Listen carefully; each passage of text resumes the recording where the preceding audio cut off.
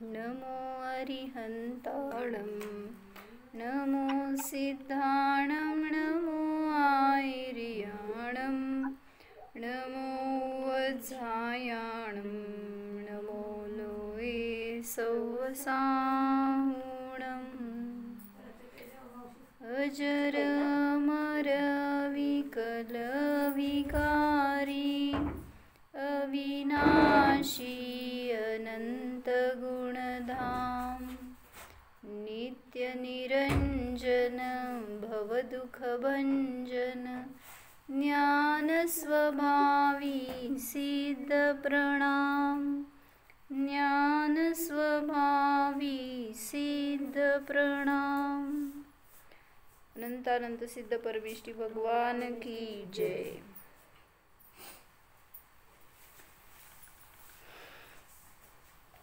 विराग सनातन शांत निरंश निरामय निर्भय निर्मल हंस सुधाम विबोध निधान विमोह प्रसीद विशुद्ध सुसिद्ध समूह असमसमय सारं चारु चैतन्य चिन्नं परपरिणतिमुक्तं पद्मनन्दीन्द्रवन्द्यं निखिलगुणनिकेतं सिद्धचक्रं विशुद्धं स्मरति नमति यो वा स्तौति सोभेति मुक्तिम्।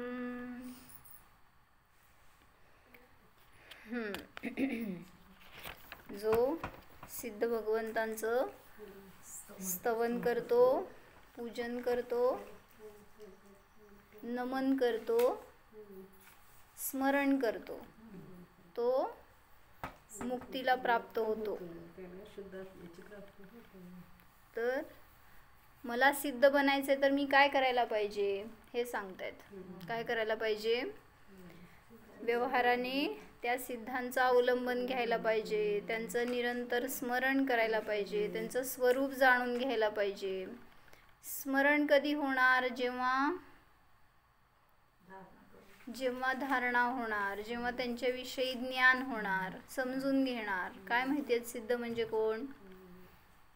सिद्ध म्हणजे कोण तुम्हाला काय माहिती आहे? नुसतं अशरीरी असतात, 8 कर्मांनी रहित असतात, सिद्धशिलेवर विराजमान असतात। अजून कसे असतात तो सिद्ध?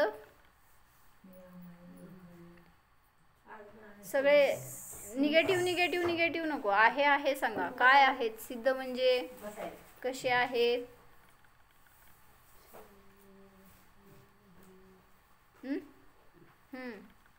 कसे आहे तो? अस्थिरूपाने सांगा, सिद्ध कसे आहेत? अनंत सुखमय, अनंत सुखी आहेत, अनंत ज्ञानी आहेत, परिपूर्ण, स्वयंपूर्ण। असा विचार करतोय का कधी आपण?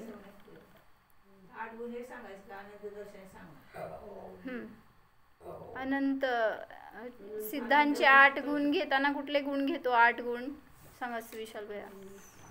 सिद्धांचे 8 गुण कोणते?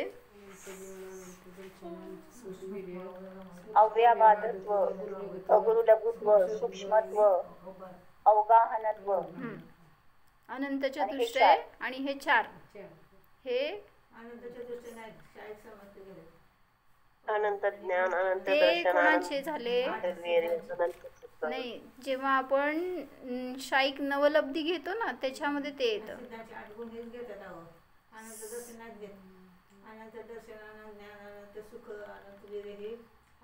अरिहंतांचे बर आणि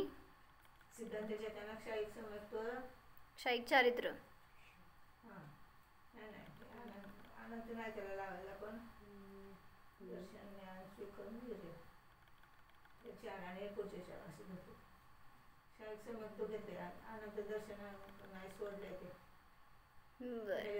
हो। सिद्धांचे 8 गुण सांगा।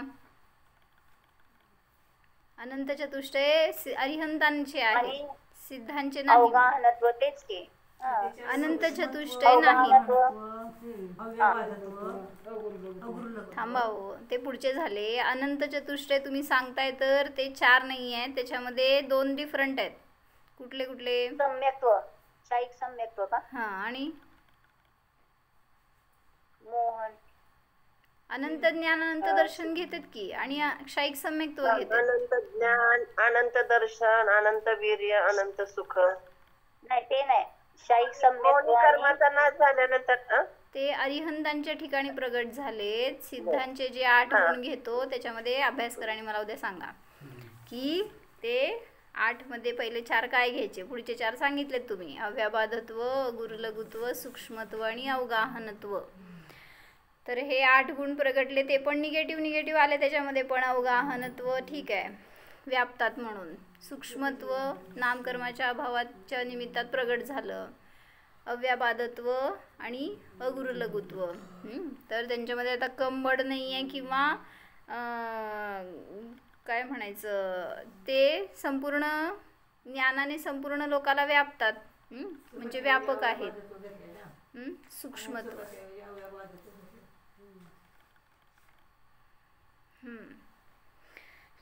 ठीक आहे. तर मला काय सांगायचं होतं, मला सिद्ध बनायचं आहे ही भावना आहे का? किती टेन्शन आलं सिद्धांचं स्वरूप जाणायचं म्हणजे.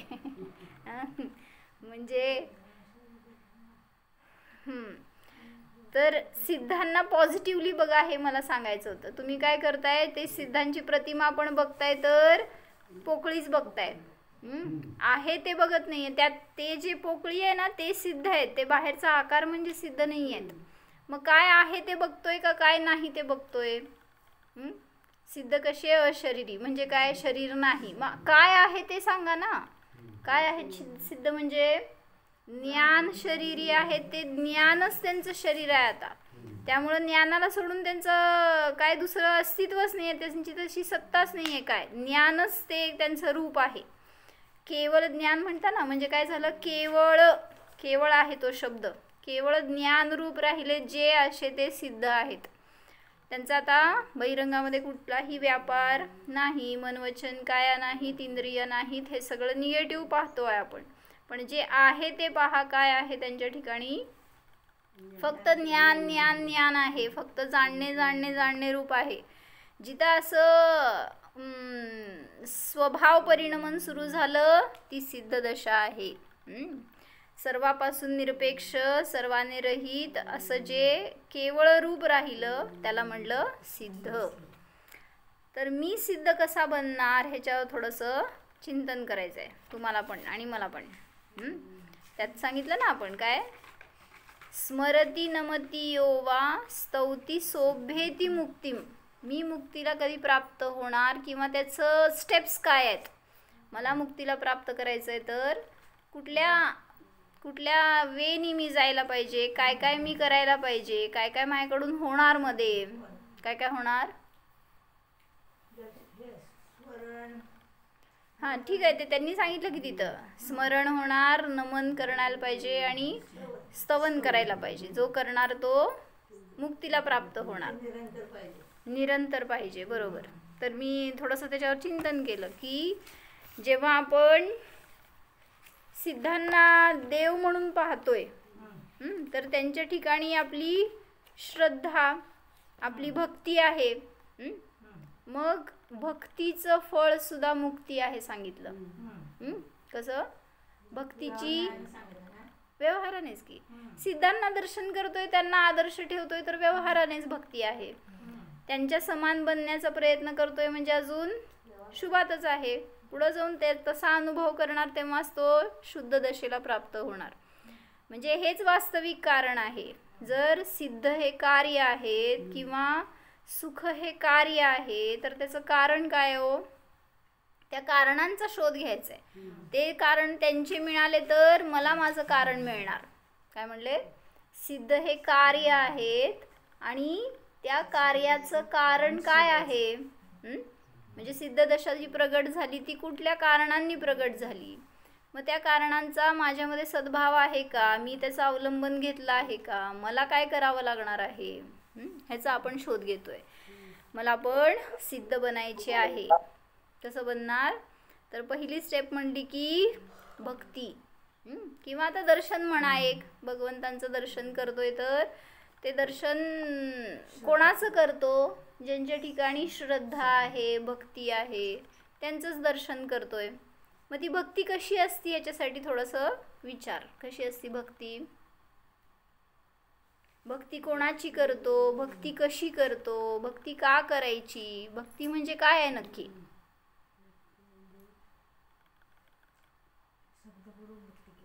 भक्ती म्हणजे काय तेच विचारते की काय हो? पिक्चर बघताना इतकं मन लावून गुंग होऊन बघतो का नाही, बघता काय? तसं ही भगवंताची भक्ती करताना सुद्धा त्याच्यात इतकं गुंग होऊन जायला पाहिजे की दुसरं काय आपल्याला तन्मय व्हायला पाहिजे त्याच्यात. बर, त्यांच्यासारख्या गुणांची प्राप्ती व्हावी म्हणून भक्ती करतो. म्हणजे कारण त्यांना आपण आदर्श मानलंय, जे आपण व्यवहारात सुद्धा ज्यांना आदर्श मानतो त्याच्यासारखं बनायचंय असा विचार असतो. तसं सिद्ध मला बनायचंय म्हणून त्यांची भक्ती करतो. मला भक्ती म्हणजे काय पाहिजे हो? ठीक आहे, हे सगळं बरोबर आहे की तुमचं, पण भक्ती म्हणजे काय सांगितलं होतं मी, अनेक वेळा सांगितलंय. काय सांगितलं होतं? भक्ती म्हणजे विशुद्ध परिणाम. बर, विशुद्ध परिणाम. भक्ती म्हणजे आपली ज्ञान पर्याय आहे. भक्ती म्हणजे आपले भाव आहेत. तर सांगितलं अनेक ज्ञान पर्यायामध्ये जेव्हा एका विषयाला धरतो तेव्हा त्या विषयाची ती भक्ती म्हणली जाते. काय? ज्याची भक्ती करता तो विषय निरंतर ज्ञानामध्ये राहतो तर ती त्याची भक्ती म्हणली जाते. लिहा काय? एखाद्या विषयाला निरंतर अनेक ज्ञान पर्यायामध्ये धारण करणे ही त्या विषयाची भक्ती असते.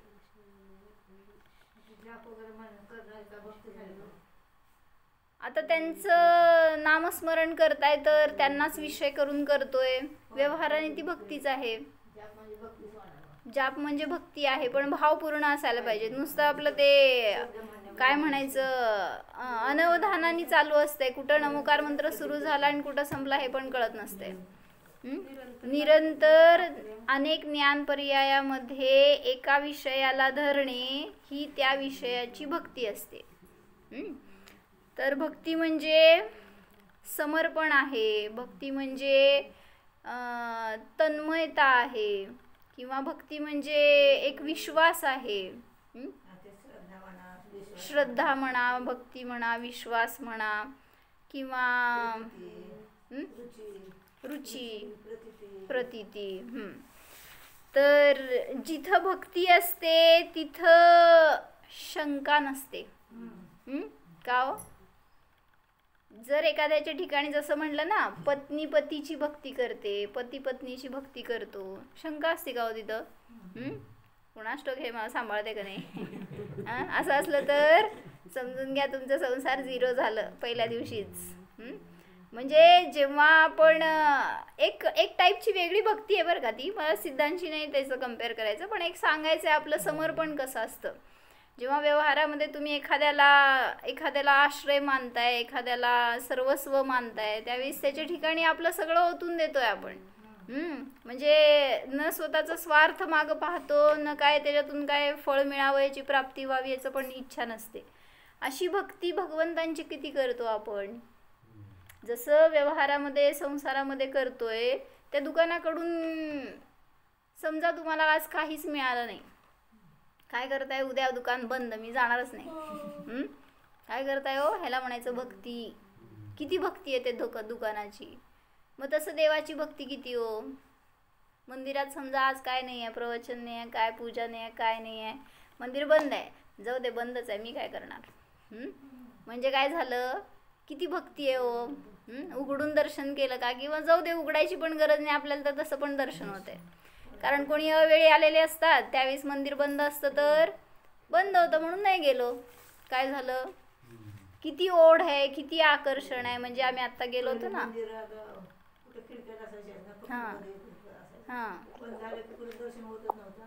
तशी अंतरंगात जर असेल ना ओढ, मला करायचंय दर्शन, तर मिळतं सगळंच.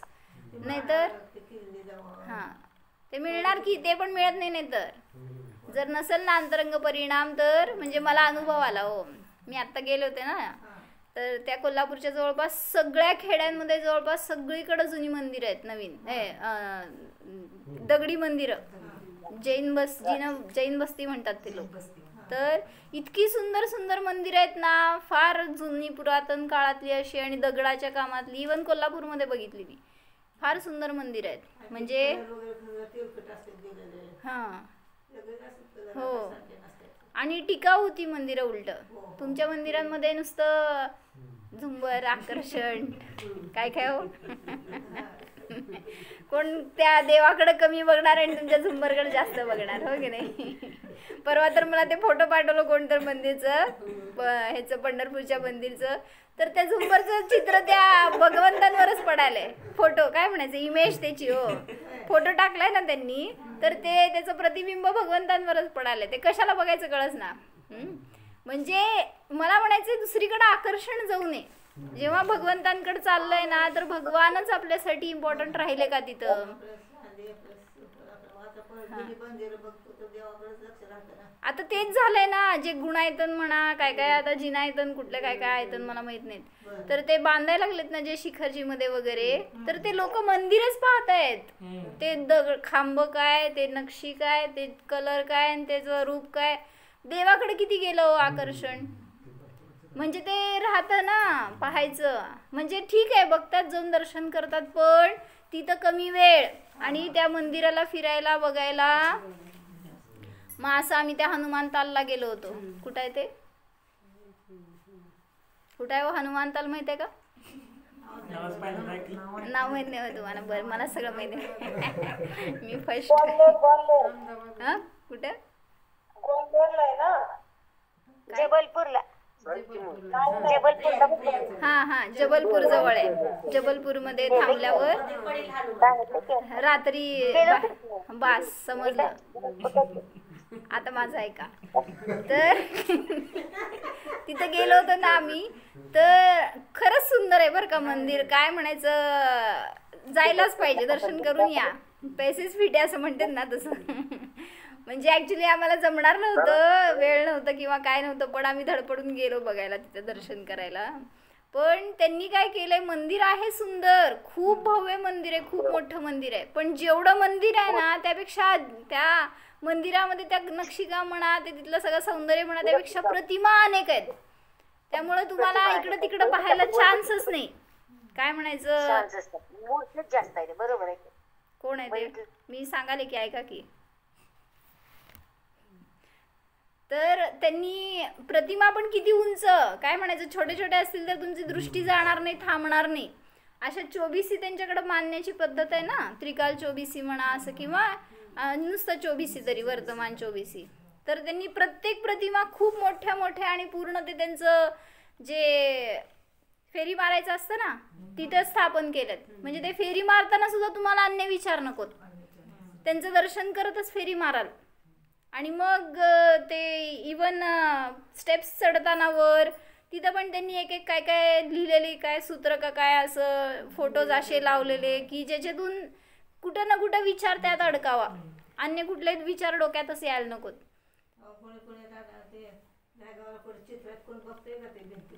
हां, दहेगावला पण तसंच आहे. आहे की, बरोबर. कोण वाचत नाही. असं झाली भक्ती आजकाल, काय करणार. म्हणून तिकडच्या लोकांची भक्ती बघा जाऊन. ठीक आहे, जे असेल ते आपल्याला पॉझिटिव्ह घ्यायचं आहे, फक्त त्यातून एवढंच. म्हणून त्यांच्या ठिकाणी काय म्हणायचं, थोडा अंश त्यांच्यात राहिलाय, थोडा अंश तुमच्यात राहिलाय, कोण संपूर्ण नाहीच आहे. श्रद्धा ज्ञान एकीकडे, चारित्र्य एकीकडे, असं झालंय. त्यामुळं आहे त्यांच्यामध्ये पण घेण्यासारखं, जे आहे तेवढं घ्यायला पाहिजे. त्यांचं समर्पण इतकं असतं की, म्हटलं ना, त्यांनी जर प्रक्षाल करायला गेले ना भैया, 1-2 जण नसतात, 100 लोक त्या ह्याच्यात गाभाऱ्यामध्ये म्हणा, किंवा भगवानच बाहेर आणतात. मग ते एवढे जण कुठं मावायचे आतमध्ये. आणि एक दिवस नाही बरं का, रोज. ते म्हणले रोज एवढे जण असतात आपल्याकडं. आज आमची पाळी, उद्या तुमची पाळी. काय असलं उपयोग आहे ना. म्हणून म्हणायचंय ना, जिथं धर्मामध्ये तरी ॲटलिस्ट असे भाव व्हायला नकोत. जेव्हा आपण करतोय भक्ती, कोणाची करतोय, कोणासाठी करतोय, ते व्हावं, त्याचं कार्य तिथलं संपन्न म्हणून करायला जातोय का माझ्या सुखासाठी, मला त्याच्यातमध्ये आपला उपयोग लावायचा ह्याच्यासाठी, ह्याचं परीक्षण व्हायला पाहिजे. तर काय मी सांगत होते, भक्तीमध्ये का गेलो त्या मंदिरात, हां मी हे सांगत होते की मी आत्ता जिथं गेले होते ना दर्शनाला कोल्हापूरच्या जवळपासच्या मंदिरमध्ये, तर तिथं असं झालं आम्ही अवेळी गेलो होतो, दुपारी 2ला आणि 3ला, त्यामुळं बंद होती मंदिरं. पण आपण गेलं की एक सिम्बॉल आहे ना, लॉक मिळत चावी मिळतीच लगेच. असं झालं कोइन्सिडेंटली. त्यामुळे ते कोण असतील इकडं तिकडं जवळपासची लोक पळत जाऊन मंदिर उघडून द्यायची, त्यांना काय माहिती कोण आहे, माताजी आले म्हणते की.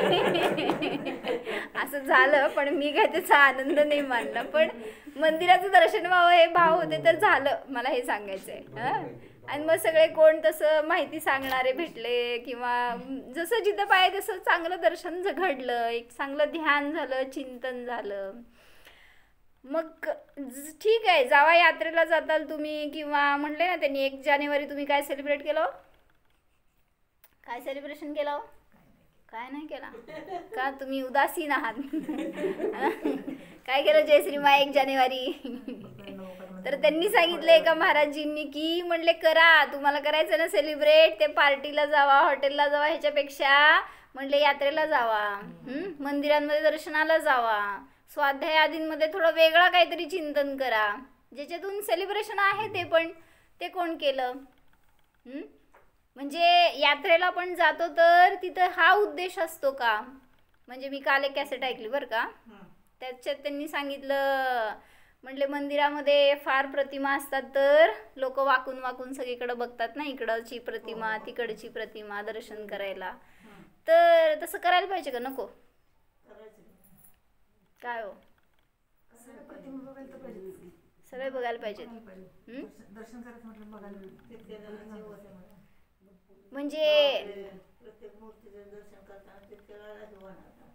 त्यांनी सांगितलं की म्हणले एकाचं दर्शन झालं तर समजलं की तुम्हाला काय रूप आहे, तुम्ही त्याच्याकडे बघून ध्यान करा, असं सांगितलं.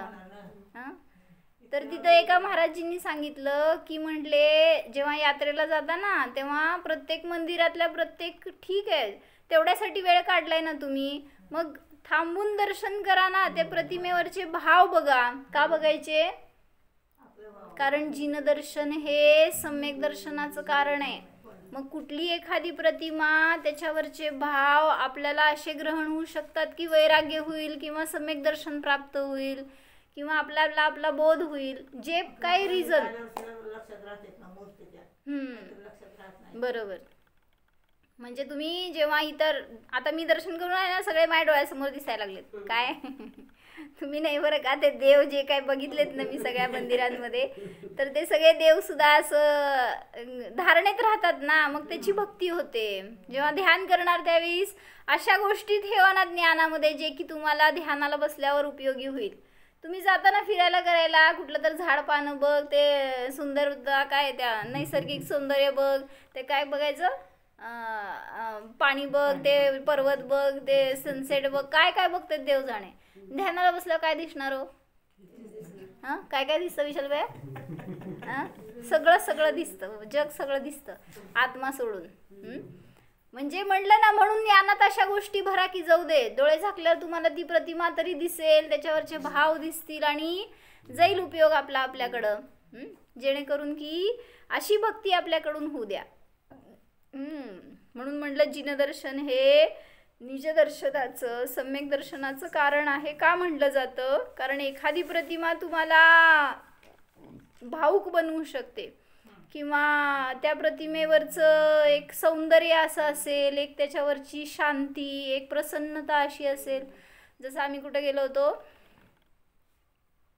सागरच्या जवळ एक 5 किलोमीटरवर काहीतरी नाव होतं, मला नावच लक्षात राहत नाही तसली. तर तिथं फक्त मंदिर आहेत. मंदिरं म्हणजे काय, एकच हॉल, पण खूप मोठे मोठे, एकच, आणि उंचच्या उंच, हां, आणि प्रतिमा पण तेवढ्या उंच उंच आतमध्ये. असं एक स्थान होतं, ते काहीतरी त्याचं नाव हे कोणाला माहिती असेल माझ्यासमोर बसलेल्यांना.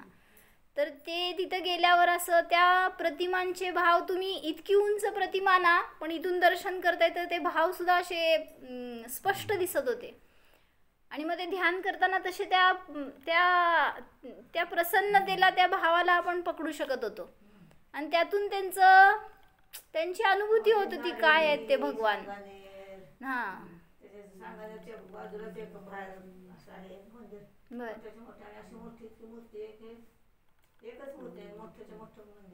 बर. नारळीला पण तसंच आहे. एकच प्रतिमा आहे आणि भव्य आलय आहे. काय काय बघितलं सांगा तिथं. एकच प्रतिमा आहे. काय काय लक्षात राहिलं तुमच्या. बाहेर एवढी झाडं आहेत, एवढं मोठं पटांगण आहे, एवढं मोठं सौंदर्य केलंय त्यांनी. तेच बघतात सगळे. एकच मोठी केलेली आहे ना. हा आता करायला ते 24 म्हणून. बर, मला काय सांगायचं त्याच्या सगळ्यातून. भक्ती करतोय तर त्या भक्तीमध्ये समर्पण असतं का, तन्मयता असते का. मग जिथं असते तिथं भक्ती असते. जर मंदिरात जाऊन पण आपल्याला घरचा विचार असला तर कोणाची भक्ती झाली. इथं आलाय कोणाची भक्ती करताय सांगा. हॅलो कोणाची भक्ती हो. म्हणून ते घरी ठेवून यायचं असते उलट का, कारण ते इथं आल्यावर पण जाऊ देत नाहीत तुम्हाला. स्वयंपाक पाण्याचं त्यामुळे काय नसतो ते करतो, पण आम्ही स्वतःला करायचं ना, त्यामुळे उरकायचं नसतं. दर्शन करायचं, यायचं, स्वयंपाक करायचं, सगळ्यांचं करायचं, उरकायचं. बरोबर. म्हणजे आता वेळ भरपूर आहे लोकांकडं, पण वेळच नाही आहे. म्हणजे काय म्हणायचं, तो विषय नसतो तर त्यामुळे त्या विषयासाठी वेळ नसतो. काय म्हणलं ऐकला का जयश्री मा. सगळ्यांना तुम्हाला शिव्या देत आहेत. म्हटले तुमच्याकडे काम करणारे बायका आहेत, सगळं स्वयंपाक करणारे आहेत, पण तुम्ही लोक तेवढा वेळ असताना सुद्धा किती स्वाध्यायाला किंवा ज्ञान ध्यानाला, थोडं हे तत्व समजून घ्यायला, थोडी भक्ती करायला वेळ द्यायला पाहिजे. देतात ना. हो, आशीर्वाद पण दिलाय बरं का तुम्हाला. अभिषेक करते, पूजा करते. बर, चांगली गोष्ट आहे. म्हणजे घरातले पण असतात संस्कार पण असतात. हां, वेळ येत असती हो, फक्त त्या वेळ येईपर्यंत पेशन्स ठेवावं लागते. आमच्यासारखं झालं नाही त्यांची. तर त्यासाठी बरोबर नाही. पण आपल्या वेळेस कसं आपण, म्हणजे तुमच्या वेळी काय केलं तुम्ही लोकांनी, जरी काम करताय ना तरी त्या कामामध्ये धून ही असायची तुमची की आम्हाला ते करायचंय, ऐकायचंय. म्हणजे आम्ही असं करायचो जेव्हा सोलापूरमध्ये शास्त्र चालायचे ना. हां, माताजी आल्या होत्या जेव्हा 2000 मध्ये, तेव्हा काय कॉलेजमध्ये जाणार, येणार पळत पळत, दिवसभर तर कॉलेज, आणि मग आल्यावर मिळणार रात्रीचा वेळ आम्हाला, संध्याकाळी 6च्या नंतर जे काय मिळेल ते. पण इतकी धडपड असायची, इवन कॉलेजमध्ये गेल्यावर पण हे धून असायची बरं का. माताजींकडे जायचंय, आज हे करायचंय, आज ते वाचायचंय, आम्हाला सुरू करायचे, प्रतिक्रमण करायचे ना 6 वाजता, सुरू करायच्या आधी मला जायचंय, मला तेल लावायचंय, हे असे सगळे विचार असायचे बरं का. आणि ते पळत पळत काय शिकत होतो माहित नाही कॉलेजमध्ये, पण तिथं पण तीच धून असायची. आणि मग आल्यावर ते पळत तिकडं जायचं, तिथंच झोपायचं, सकाळीपासून तिथंच असणार, असं रुटीन असायचं. म्हणजे एक भक्ती अशी असती, हे सांगायचं आहे मला. ज्या विषयाची रुची होते, ज्या विषयामध्ये प्रेम होतं ना, त्याची भक्ती असते. त्यामुळे ते प्रकरण छान घेतले, ते मी उद्या वाचते. तर एक मला एक दृष्टांत सांगायचं होता इथं. जिथं भक्ती असते तिथं समर्पण असतं, तिथं कुठली शंका नसते, तिथं कुठलं भय नसतं ह्याच्यासाठी, किंवा मान अपमान नसतो. जिथं भक्ती असते तिथं हे लिहा की, तुम्हाला लिहिण्यासाठी सगळं सांगायला लागले मी, तुम्ही तर चिंतन करणार नाही काय. जिथं भक्ती असते तिथं काय काय असतं. म्हणजे मी सिद्ध बनायचंय ना मला, तर त्याच्यासाठी ही फर्स्ट स्टेप आहे भक्ती किंवा समर्पण. तर समर्पण पण होणारच. जिथं भक्ती असते तिथं समर्पण होणार, नसते तिथं होत नाही. तर जिथं भक्ती असते तिथं मान अपमान नसतो. काय विशाल भैया, तिथं भय नसते, तिथं शंका नसतात.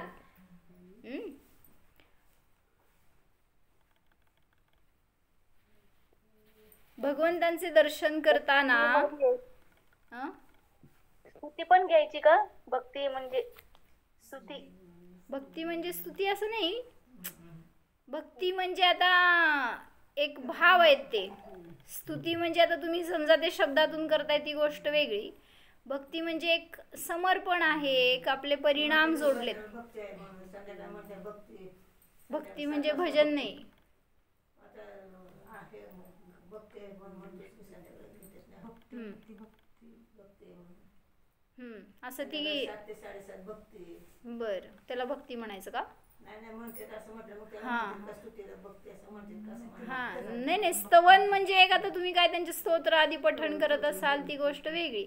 सगळं ऍक्च्युली लावायचं तर अध्यात्मानी स्तवन म्हणा, भक्ती म्हणा, नमन म्हणा, सगळं शुद्धोपयोगाकडे जाते.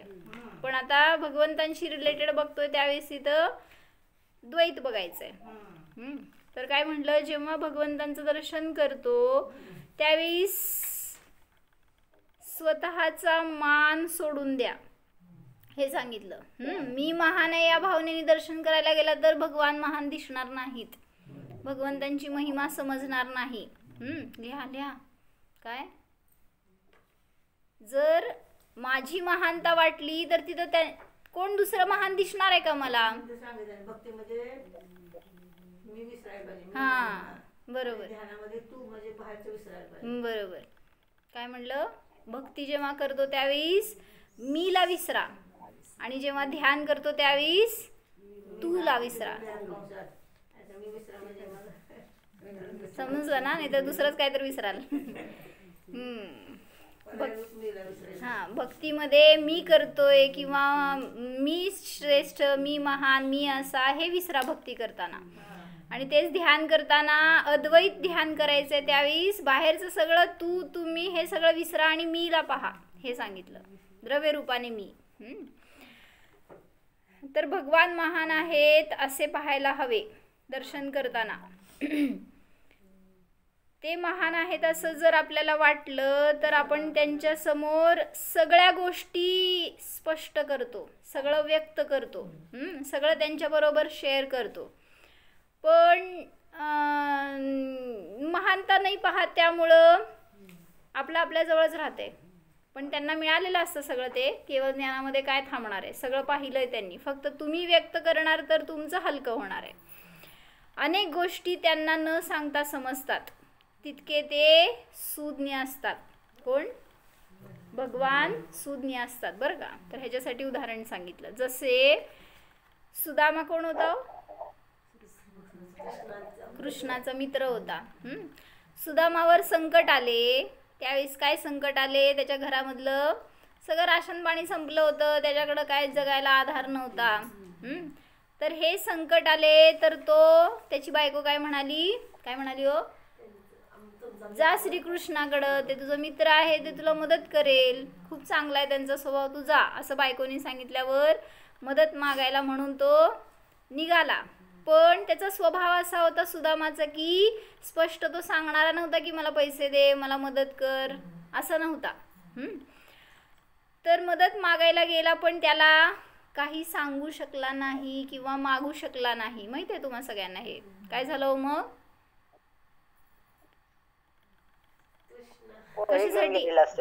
कशासाठी सांगायला लागले मी हे ते सांगा. पहिला गोष्ट तर सांगणार तुम्हीच. भगवान सुज्ञ असतात, जे महान असतात ते सुज्ञ असतात म्हणजे ज्ञाता असतात. त्यांना तुम्ही न सांगता सगळ्या गोष्टी समजतात हे सांगायले. मग सुदामा गेला आणि श्रीकृष्णाच्या समोर उभा राहिला. आपली मित्रता त्यांनी प्रगट केली बास.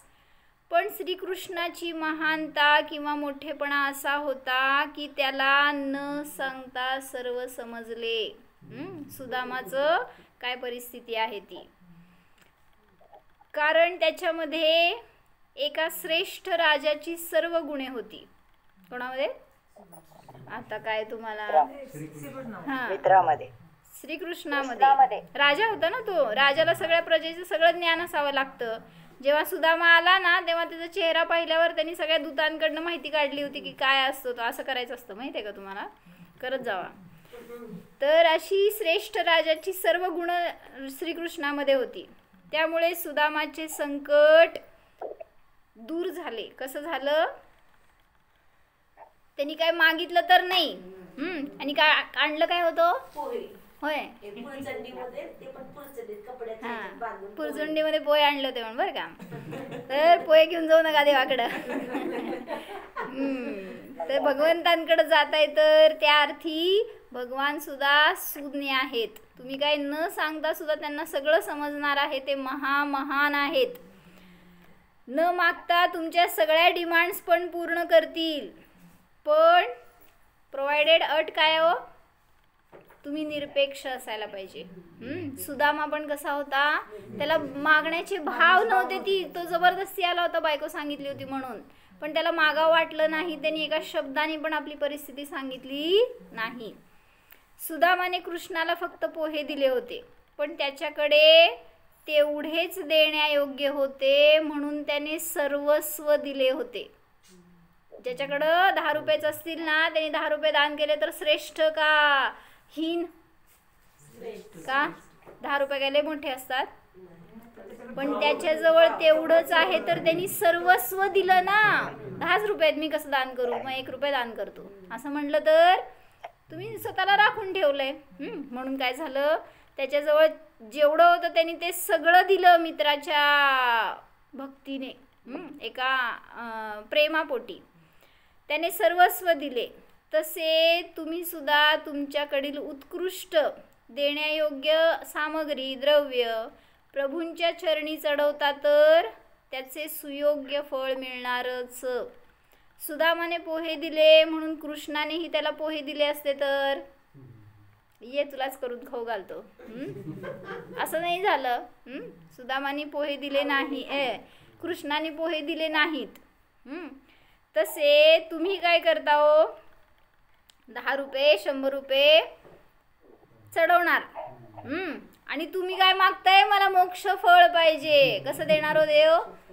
तुम्ही कंजूस म्हटल्यावर तुम्हाला पण तसंच कंजूसीच करतात देव.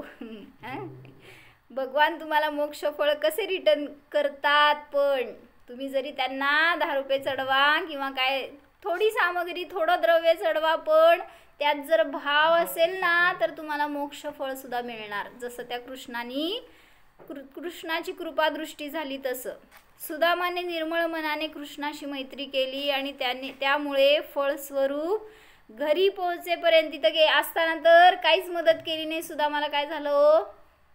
निराशा झाली होती. पण घरी पोहोचेपर्यंत वैभव त्याची वाट पाहत होतं. तसे तुम्ही निर्मळ भावनेने प्रभूंची भक्ती करा तर घरी पोहोचेपर्यंत, दुकानात पोहोचेपर्यंत गिऱ्हाईक वाट बघत असते म्हणते. म्हणजे अशी निरपेक्षता पूजनामध्ये भक्तीमध्ये असेल तर त्याचं फळ आपल्याला सुद्धा असं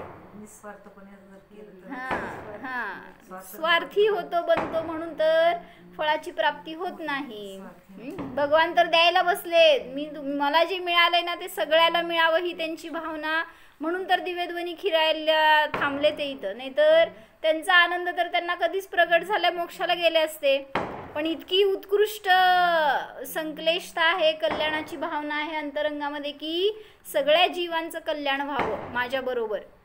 या भावनेच्या पोटी त्यांनी दिव्यध्वनीतून सगळ्यांना उपदेश दिला, मार्गदर्शन केलं, सम्यक्त्वाची कला सांगितली. तर त्याचं अवलंबन आपण घेणार तर आपल्याला सुद्धा तशा प्रकाराने मुक्तीची प्राप्ती सहज होऊ शकते. तर मी काय सांगितलंय? मुक्ती किंवा सिद्धदशा हे कार्य आहे. तर त्याची कारणं काय काय आहेत? आजचं कारण काय होतं? भक्ती. मला उद्या त्याची कारणं पाहिजेत. सांगा, आम्ही उद्या पंढरपूरच्या भक्तीत आहे.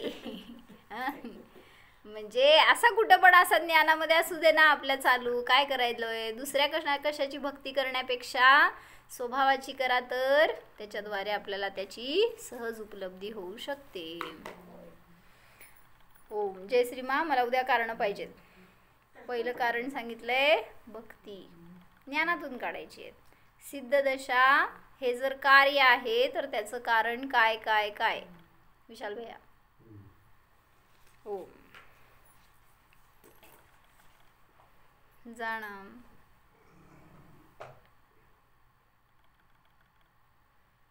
अतींद्रिय स्वरूपी परमात्म स्वभाव जाणा.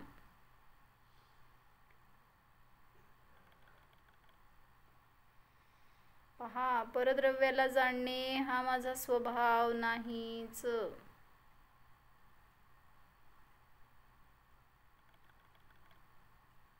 स्वतःच्या शुद्ध आत्म्याला ज्ञेय बनवा. ज्ञानाने ज्ञानाला जाणा.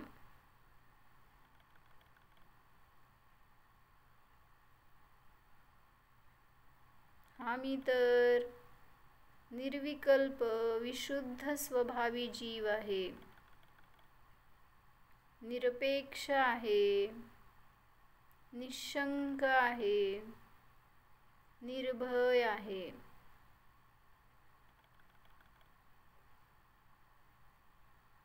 सिद्धांप्रमाणे हा मी सुद्धा नित्य जाननहार मात्र आहे.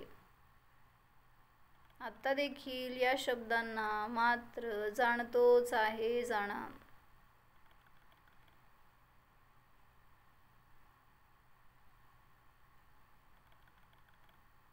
ज्ञाता द्रष्टा स्वरूपोऽहम्.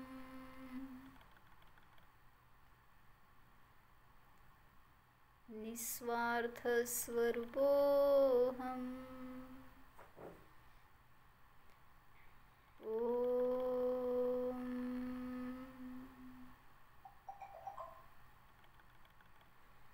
विसर्जन. नमो अरिहंता.